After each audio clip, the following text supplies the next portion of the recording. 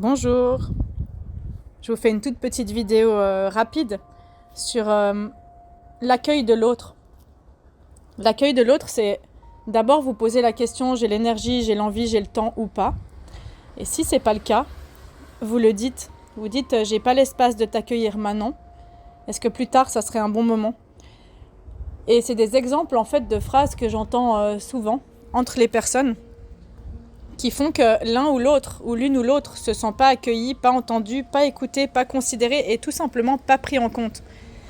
On n'a pas tout le temps la dispo de prendre l'autre en compte, mais quand je balance un tu me saoules là, tu parles tout le temps de la même chose, je peux transformer ça en c'est quoi ton besoin?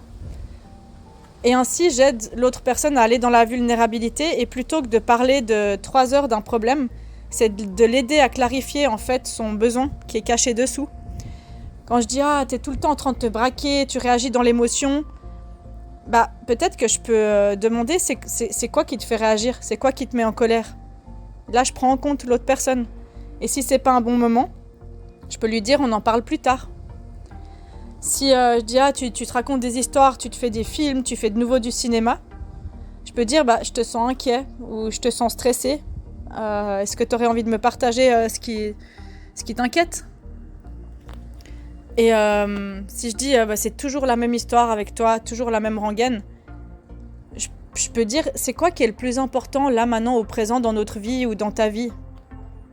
Est-ce que tu mets de l'énergie au bon endroit? Mais je peux le dire de manière plus douce. Et en fait chaque être humain a envie dans un lien de se sentir pris en compte, considéré. Surtout quand il y a de la réactivité, du stress, de l'émotion, de la tristesse, de la colère. Et quand on est dans une relation, c'est important d'apprendre mutuellement à se prendre en compte. S'il y en a un des deux ou une des deux qui prend tout le temps l'autre en compte et pas l'autre, l'espace il est pas équilibré. Et ça va pas. Si chacun reste dans son coin et dans ses positions et qu'on se projette, qu'on se met la faute dessus, il se passe rien du tout. Et du coup, c'est dommage parce que quand il se passe ça, les choses, elles évoluent pas. Donc c'est des petites phrases à dire et à dire c'est pas un bon moment, mais je vois qu'il y a quelque chose qui te fait réagir. Est-ce qu'on en parle ce soir? Est-ce qu'on en parle demain? Mais d'identifier à quel moment je fuis et je laisse jamais l'espace à l'autre. Parce qu'il y a des relations dans lesquelles l'espace, il est pas possible en fait. Et on reprend les choses ni demain, ni dans 2 semaines. Et au bout d'un moment, les deux se sentent seuls.